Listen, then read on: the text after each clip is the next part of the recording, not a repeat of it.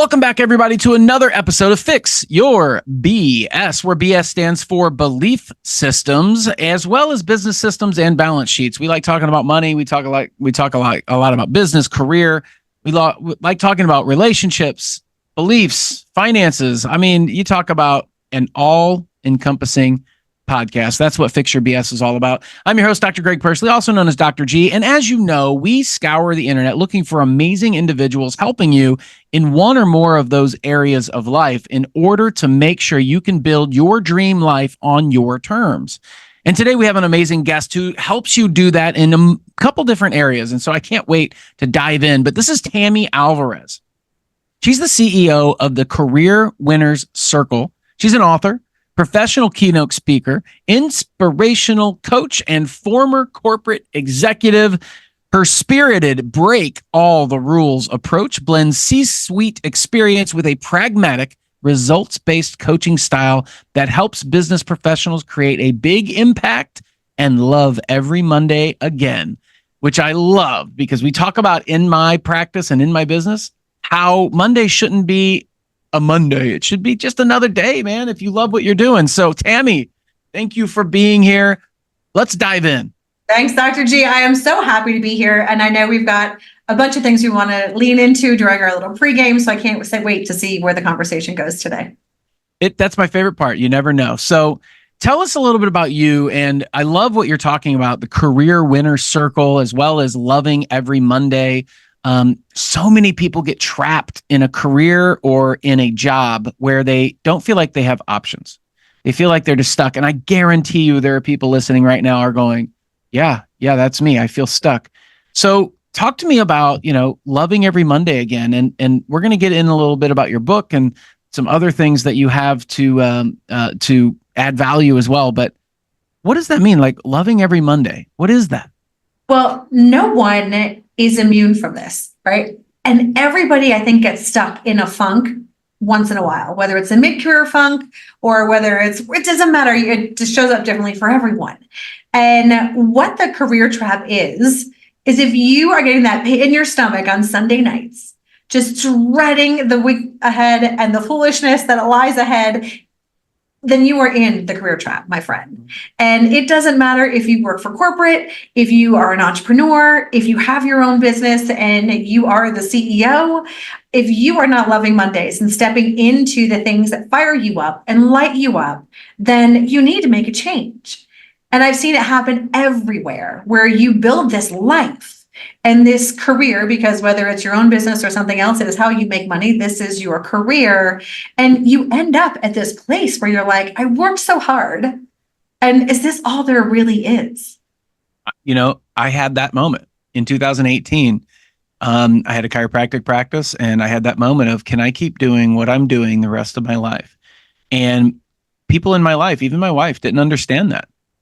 She's like, can you just keep treating and doing what you're doing and making the money you're making? And I'm like, no, because it's getting harder. I'm having to work harder and treat more people to make the same amount of money. And I have no retirement like this. I have no exit value. And that's for somebody owning a business. But there's so many people in the corporate world that are just like stuck. Yeah. So how does somebody recognize that and then find hope? Yeah. And you'll see me, Dr. G, I say hope is not a strategy. Mindset's important, but hope is not a strategy. Yeah. And, the way you figure out if you're stuck is what I said, if you're in that soul crushing grind. What I find is most people know what they don't want to do, but they don't know what they do want to do. And the three biggest tips that you can put out there for getting unstuck, if you will, is the first thing you want to think about is, why are you going after what you're going after? So many times we set a goal and we're running for it. We're going to take that hill and we are going to achieve this. And then we stop to check and see if that's still what we really want. And when we acknowledge and embrace the fact that we all have seasonality in our lives and in our careers, it's important to check in. And not only be like, is where I'm trying to go still what I want, but why do I want it? Because when my clients come to me whether they're business owners or corporate leaders. And we're working on trying to get to the next big thing. And the first question I ask is, why do you want this? And most of the time it's, well, because it's just the next thing. And I was like, okay, well, that's not good enough to get through the hard stuff. And you're just going to end up in a crappier version of where you are right now, amplified. So how about we unpack why this is important? Sometimes it still is. Most of the time it's not. And if you're doing this just so you can have a Range Rover in your parking lot, like your neighbor, then that's probably not enough reason and motivation to go through the difficulties that life presents as you grow. And you just, when you're stuck, what you're missing is, most of the time I found, is the lack of impact. When I first started my coaching business 6 years ago, when I was a baby entrepreneur, had no idea what I was doing, made a million mistakes. So I'm happy to share that with our audience as well in terms of what not to do. But I really expected, especially I'm a former Wall Street executive. So I was on Wall Street forever, C-suite executive, leading 2,000 people, 36 countries, all the drama and intrigue you can imagine. And Wall Street's all about power, right? It's all about title and prestige and all these things. And so in my world, that's how we communicated. That's how we valued and sized each other up.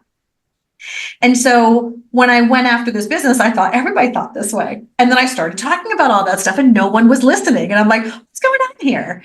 And as I started to slow down and listen to what my ideal clients had to say, the one thing that came up over and over again, almost universally, was impact.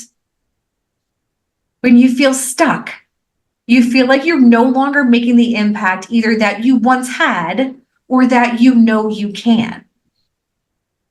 And that feeling of not mattering, that feeling of the things that you do meaning nothing, is just soul crushing.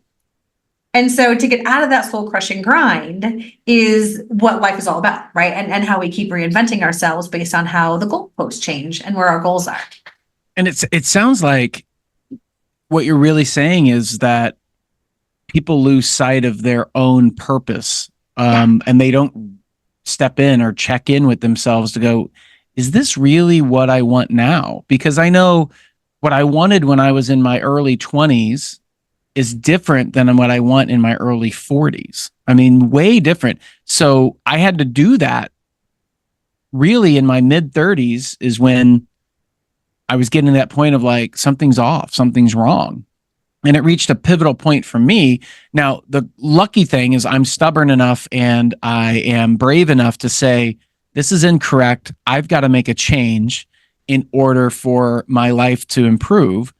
And I made that change. And I think a lot of people are scared to say, I'm going to go into this new chapter because, and they'll make some excuse. In fact, in my book, Fix Your BS, I talk about, is it an excuse or is it a reason? Because most people call things a reason, but it's really an excuse. And so anything after the word because is like, well, is that reality or is that just your version of reality or your excuse? And you have to dive into that. And so if somebody's listening to this and they're feeling that like, yeah, what tips or strategies do you use for them to go, okay, I'm stuck. I don't like where I'm at. How do I find my purpose and how do I get the cojones to switch to make that decision to change? Because in doing these interviews, that's something I've heard from a lot of people that are in these interviews of like, I made the decision to change when no one else around me really thought that was a good idea. And that seems to be a very common trend with successful people that I've interviewed. Yeah. And I think there's 2 to 3 primary things to think about when you're trying to decide. The first thing you want to take into consideration, which has a ton of validity, is the seasonality of your life and your career. When I was younger in my career, I've always had a high risk tolerance, but I was willing to take big risks. After I had my daughter, my husband was a stay-at-home dad. I was the only breadwinner. I still grew, but I was hedging a bit because I couldn't take as many risks because there was more that depended on me. Once my daughter graduated college and was off the payroll, Then I'm like, okay, back into high risk mode again, which is when I cashed out of Wall Street and moved to a tropical island off the coast of Belize to start this company 6 years ago. And so, Hold on. We got to unpack that. Wait, Wait a what? second. You were just going to brush over the fact that you just moved to a country, another country on a beach somewhere and started this company? I did. Wow. Yeah, it was crazy. I was a managing director on Wall Street and, had the big girl job, the big paycheck, the fancy apartment in the city, all these things. And, I spent my entire career on Wall Street as a transformational executive, and I loved change. And I was in financial services, and something is always broken. So I was never bored. And I always believed that if you didn't like it, change it. Because long story short, kind of going back to where my mindset started from when you talked about like taking these big risks, my ambition has been fueled really by fear more than anything else my entire life, at least my early part of my career. When I was 15, my parents had split up. My mother got pregnant with me in high school. So she didn't finish high school. She stayed home, took care of my sister and I, and helped my dad with his business. But after my dad left, long dramatic story later, I'm 15 years old and we end up homeless. And my mom is ill-equipped to handle what just got handed her way, taking care of 2 children, no means of an income. And at 15, seeing how hard she struggled made me know that this was not going to be something that I was going to allow history to repeat itself. So when I graduated college, I had no money or ambition for that matter. So I started working, and I thought I'd always go back. And so I never did, though, until I was 40. I didn't get my college degree until I was 40. But because I played like I had nothing to lose, because I really didn't. I grew up in a small country town in northern New Jersey where there's more cows than people. And like, I just play like, if I was anything more than a waitress or a data entry operator, I'm like, I was doing good. And so as I, how does that end up being, an executive managing all these people? And it was because I was willing to take the calculated risks. And I accidentally had what I refer to now as an experimental mindset. I was able to fail successfully over and over and over again. And we all fear failure because you don't want to, if it's your own business, you don't want your money at risk or your brand or your customers. If you're in a corporate space, then you've got politics to deal with, like the sharks, circling a blood-filled water. But the reality is you can't succeed without failing. And so if you avoid failure, you are preventing success. And you get comfortable with failing successfully by having an experimental mindset. So instead of, because I see so many of my clients do this, we back ourselves into a corner of like, this is the most critical thing, it's the most important thing. And I know you're in the medical profession, but for the most of us, we're not saving lives or curing cancer. And so a little perspective goes a long way. So instead of having good, bad, black, white, yes, no, when we start to take that experimental mindset saying, this is the direction of travel, I think this feels right. Based on the information I have today, this is what I want to do, but we're going to take a pause and we're going to see what's working, what's not, keep the stuff that's working, get rid of the stuff and try something new and continue to go. Because nothing is ever a complete success or a complete failure. So when you get that mindset of nothing is ever going to all the way work out or all the way fail, like, when I started this business, right, when I moved to the tropical island, I went through the worst case scenario because I was terrified. It was one of the scariest things I've ever done. And I'm like, okay, if worst case scenario happens, I'm going to have to move back in with my mom, sleep on our couch for a couple months until I figure this out. And like, can I do that? Absolutely. Like, would I be happy doing that? No, but my life wouldn't end. And, all the things that are important are still there and I could still do that. And I think that's where people get stuck as we back ourselves into this. It has to be perfect and I have to be right. And and everything is changeable and should be on the fly. So that's really my secret to being able to have that agility in. Those are like amazing points though, because I think when you're a kid, you aren't afraid of failing. You ride the bike, you get on it, you try new things. And the world kind of beats that out of you as you grow up. It's like, no, you go to school and if you don't make the grade on this test, then you failed the test and it's like pass or fail. And so what I try to remind people in my consulting career is that, and don't take this the wrong way, but everything really is meaningless. We put the meaning in it. It's meaningless until we put the meaning in it. And that's what you're really saying. You're like, look, take a step back and just let's really pay attention to where you are from a third party perspective. Get out of the weeds, take your emotion out of it. That's kind of what you're saying.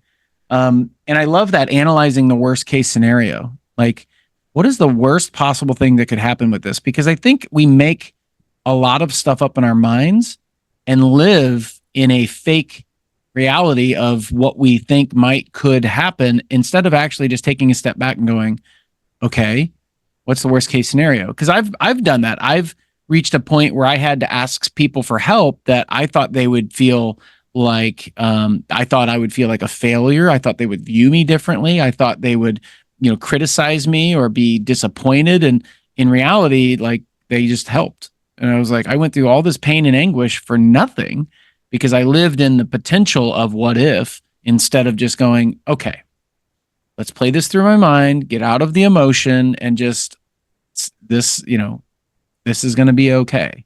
Because for the most part, most things are. Yeah. I refer to it as, you have to look under the bed to see if there's monsters or dust bunnies. Right. Because for me, and it's a lot of head trippy stuff in terms of how I grew up, but I have a ton of anxiety around money. It doesn't matter how much is or isn't there. Like, I hate it all. And I don't want to know. It's because, I think being homeless and growing up poor, and then, hitting the pinnacle of a Wall Street career and all the financial perks that go along with that, I'm not a psychologist. I don't play one on TV, but that is my Achilles heel. And so, so every now and then, because whenever you're not moving in a direction that serves you, it's fear-based. If you should do it and you're not, and you're just procrastinating, there's fear involved. And, so when I finally am like, all right, fine, I'm just going to do it. And I look, I'm like, okay, I lost all these months of sleep and this preoccupation on things where if I just took the 5 minutes to do the thing I didn't want to do, I could have, so yes. But that's the internal work, though, that most people skip. The internal work is what I think doesn't get enough attention in our society in general. We tend to look at external things. It's the government, it's the market, it's my niche, it's my job, it's my boss, it's my career. And in reality, it all starts internally with the way you view stuff. And like you said, get a different perspective on something gives you a totally different approach or emotional reaction, and which then affects the outcome, because you'll act different because you're seeing it from a new perspective. Like, oh, well, that isn't so bad. So therefore I can come at it with a different approach. Yeah, absolutely. And I think it's that mindset that's critical to be able to do that. And when you do change your perspective, it's funny how things show up for you. I've got coaches that work with, on our team that work with prospective clients, and almost all of our coaches are all business people that are new. They view pricing as like, an objection to pricing is like, okay, they don't want to work. With me, it's like, oh, we're too expensive. We're too whatever. I'm like, no, pricing is a buying sign. If they didn't care about you at all, they wouldn't care about the price, because they wouldn't buy from you at any price. And so all of a sudden, I'm like, oh, hang on a second. This is another yes. And we just have to kind of get through whatever's holding them back. Now, all of a sudden, the thing that terrified them the most actually gets them the most excited, because now they know when it comes time to object over the money or ask questions about the money, that's actually a very good sign to turn that person into a prospective customer.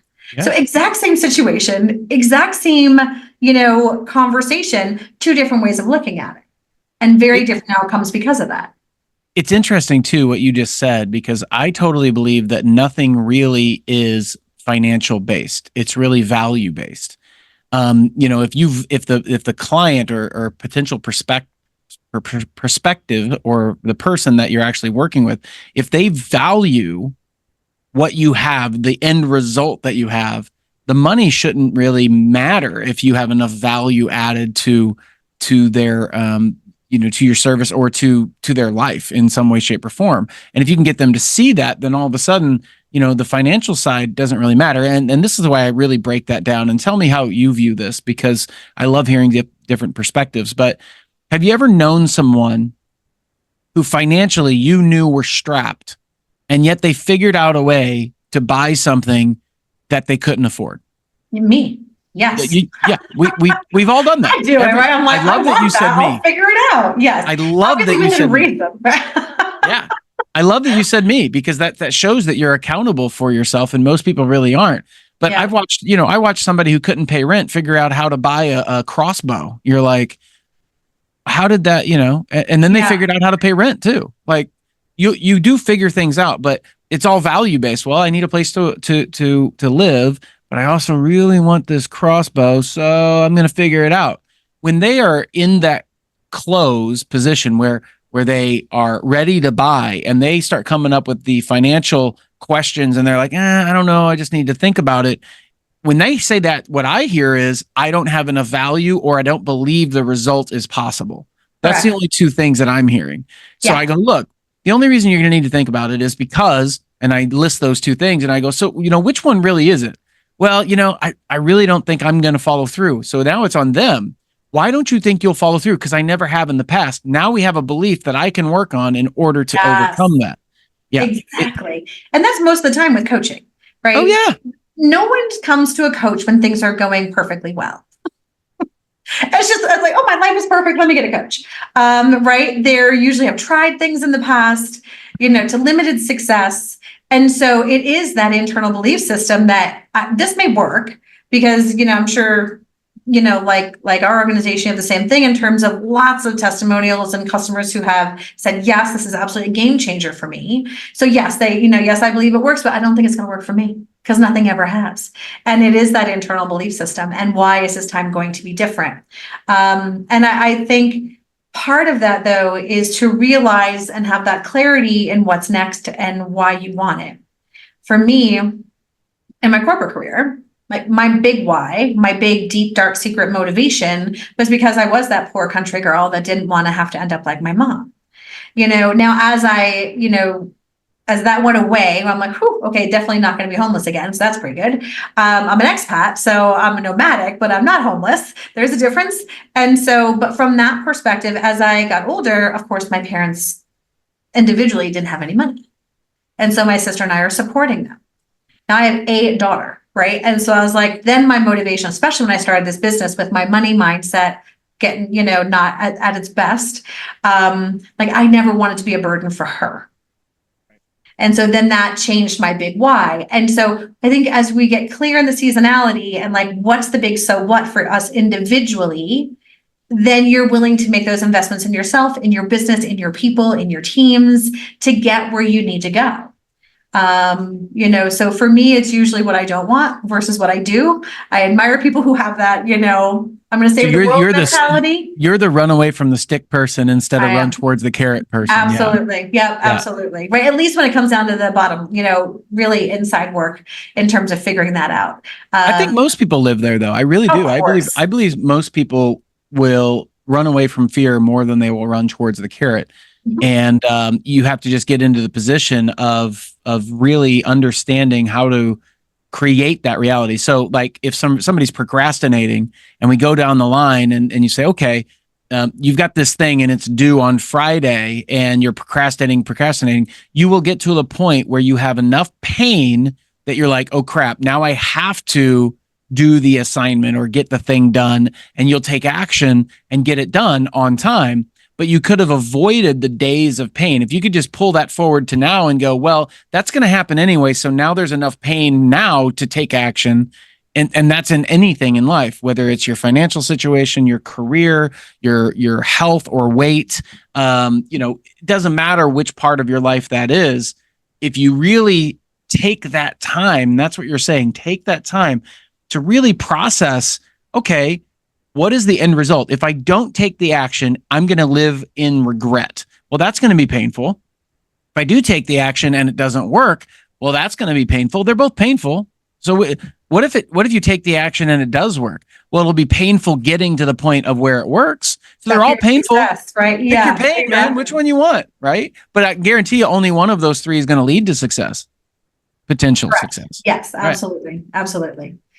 And for those procrastinators out there, one of my favorite hacks, because I am definitely the president of the Procrastinators Club. Why do something today if it can wait till tomorrow?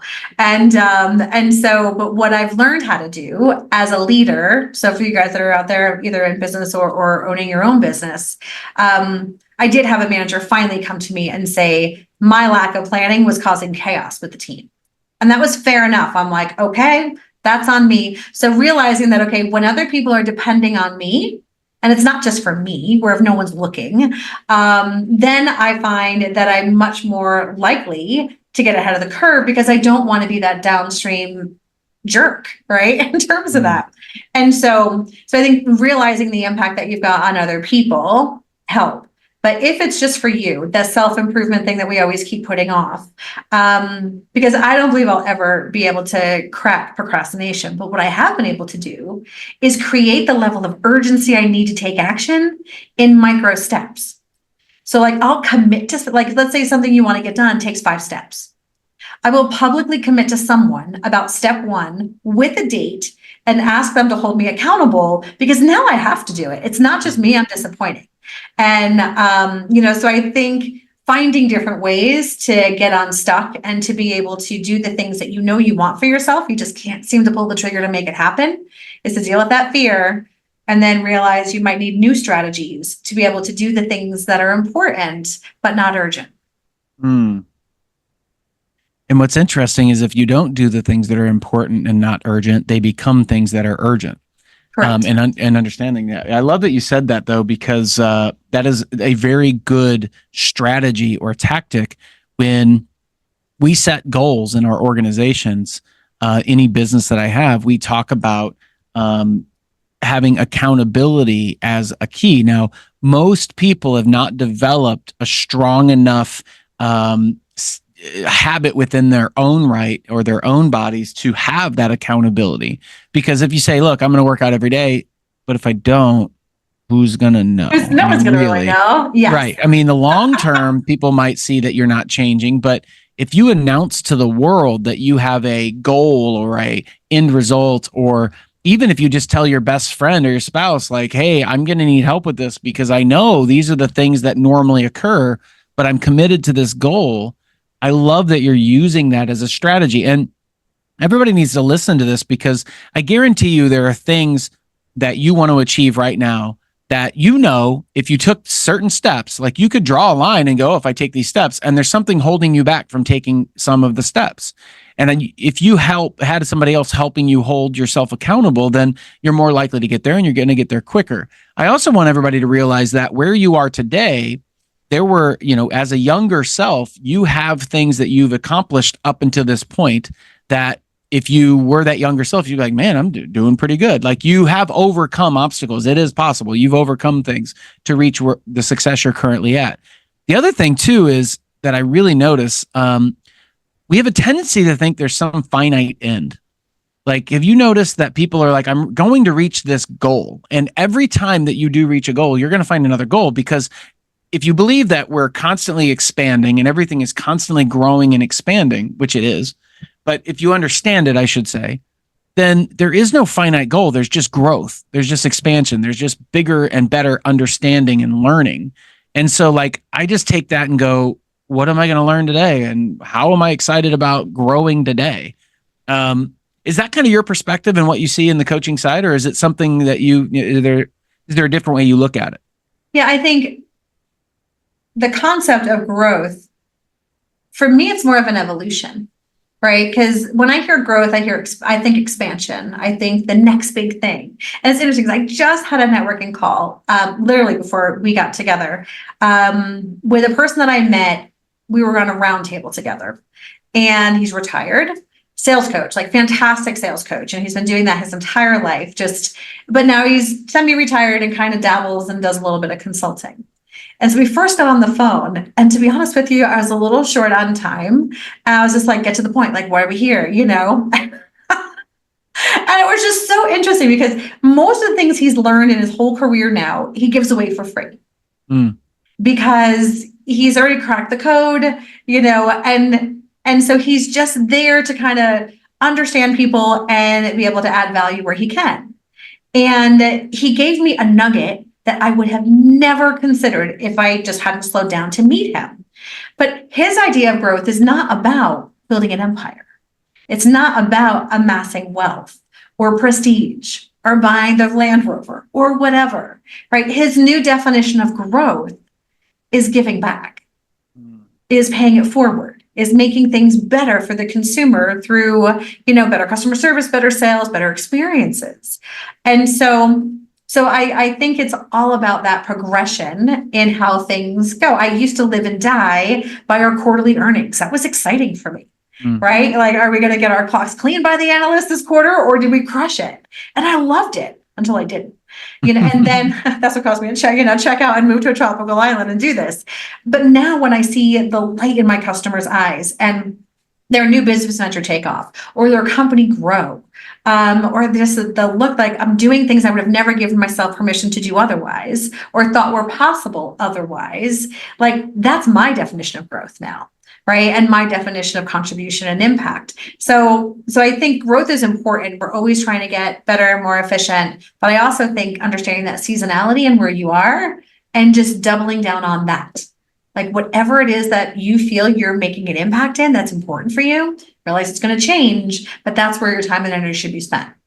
And tell me if I'm wrong with this, but when I work with people, one of the things that I hear a lot is like, well, how do I know if I'm, if how do I know what lights me up or gets me excited? I'm like, pay attention to your emotions.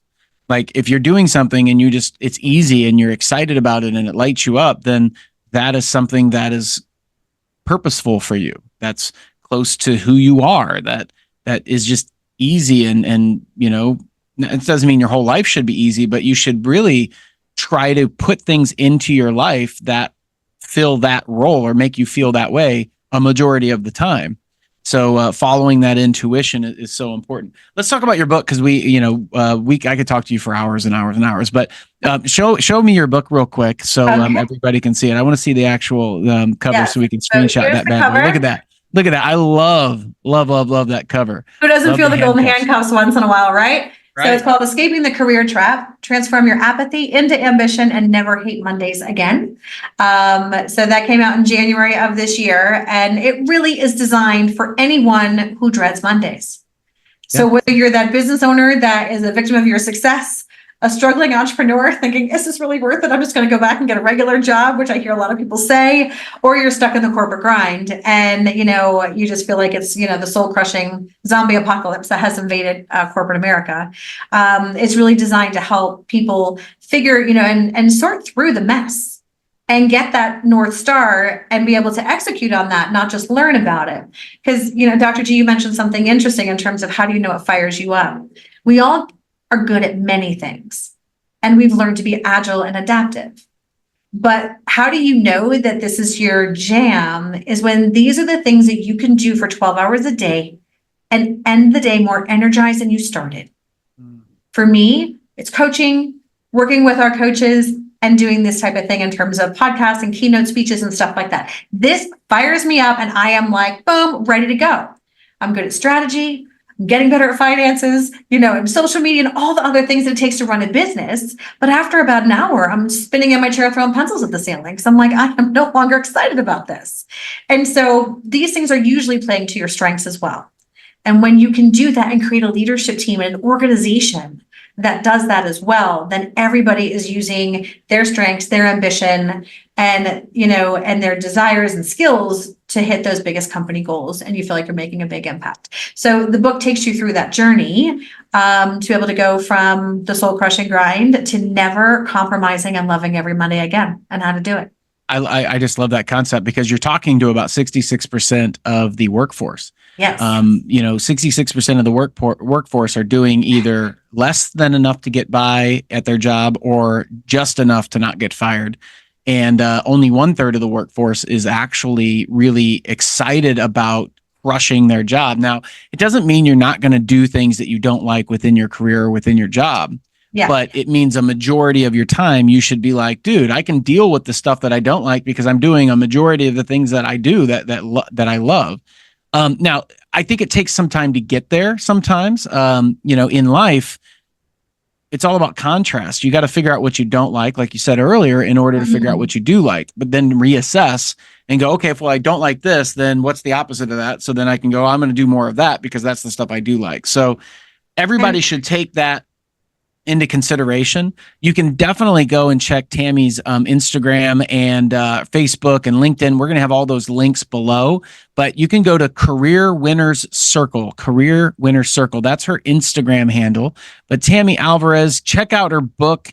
And really, the whole purpose is we're only here for a short period of time, and you really want to enjoy the amount. Your life is a culmination of the emotions you feel most of the time.